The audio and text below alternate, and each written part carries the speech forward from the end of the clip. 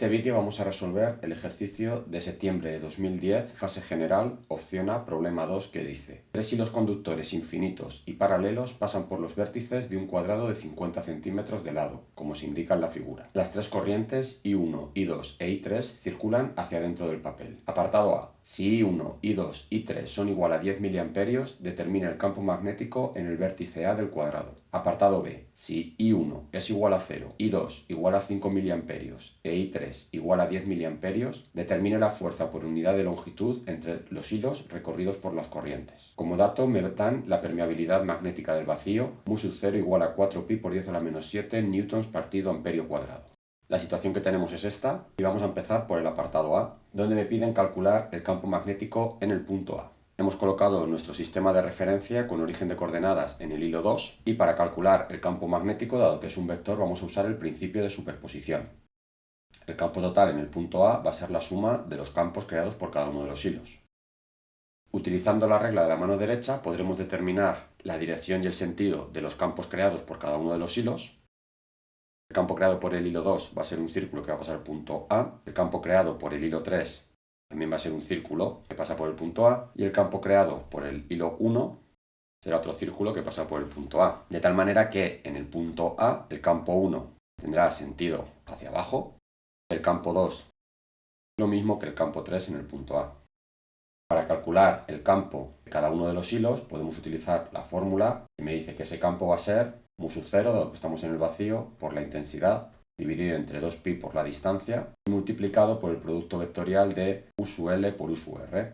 Hay que tener en cuenta que U sub L será la dirección de la intensidad que pasa por el hilo. En este caso, como en los tres hilos está penetrando en el papel, que sería el eje Z, U sub L será para todos igual a menos K. Y U sub R será la dirección que une el hilo con el punto A. De tal manera que para la corriente I1 podemos calcular el campo 1 como hemos dicho, U sub L es igual a menos K, es decir, 0, 0, menos 1. Y U sub R será el vector que une el punto por donde pasa el cable 1 con el punto A. En este caso, el vector unitario será el vector I, 1, 0, 0. La distancia sabemos que vale 0,5 porque me dicen que el cuadrado tiene 50 centímetros. Y de esta manera, sustituyendo, calculo que tengo un campo B1 igual a 4 por 10 a la menos 9 J Tesla, con signo negativo. Calculo el campo 2.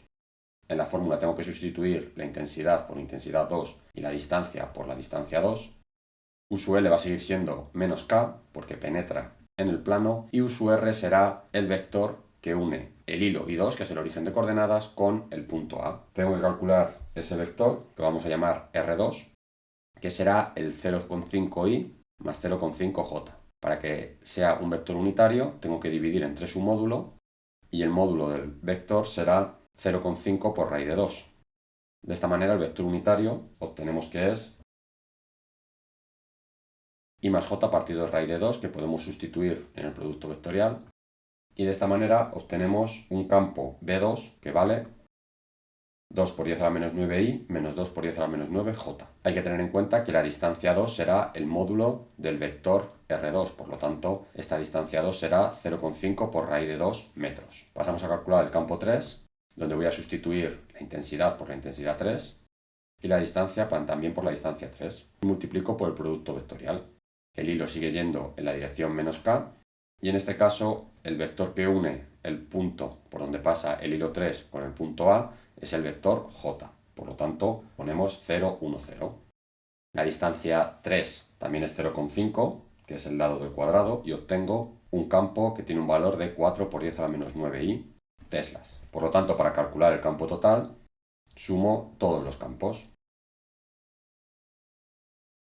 y obtengo un campo total de 6 por 10 a la menos 9i menos 6 por 10 a la menos 9j teslas. Pasamos al apartado B, donde el cable 1 tiene una corriente de 0 amperios, por lo tanto podemos obviarlo. El cable 2 tiene una corriente de 5 miliamperios y el cable 3 de 10 miliamperios. Y tenemos que determinar la fuerza por unidad de longitud que existe entre los hilos. Sabemos que la fuerza que va a ejercer el hilo 2 sobre el 3, por ejemplo, va a ser igual a la intensidad que pasa por el hilo 3 multiplicado por el vector L, producto vectorial del campo creado por el hilo 2. El hilo 2 va a crear un campo magnético que podemos calcular con la ley de Ampère y la regla de la mano derecha, que me dará su dirección y sentido. En este caso, el campo creado por el hilo 2 irá en este sentido y su módulo vendrá dado por la ley de Ampère, mu sub 0 por I2 dividido entre 2pi por d, siendo d la distancia. Dado que el vector L, que tiene la dirección y sentido de la corriente eléctrica, y el vector B son perpendiculares, podemos calcular el módulo de la fuerza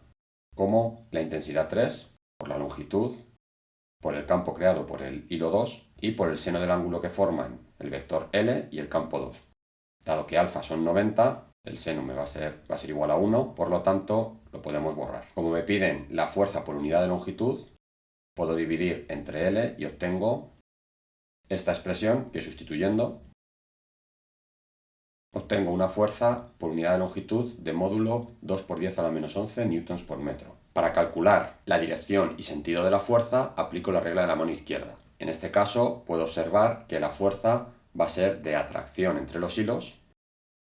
Por lo tanto, si mantengo mi sistema de coordenadas, la fuerza por unidad de longitud como vector será igual a menos 2 por 10 a la menos 11 i newtons por metro. Y con esto tendría resuelto el ejercicio.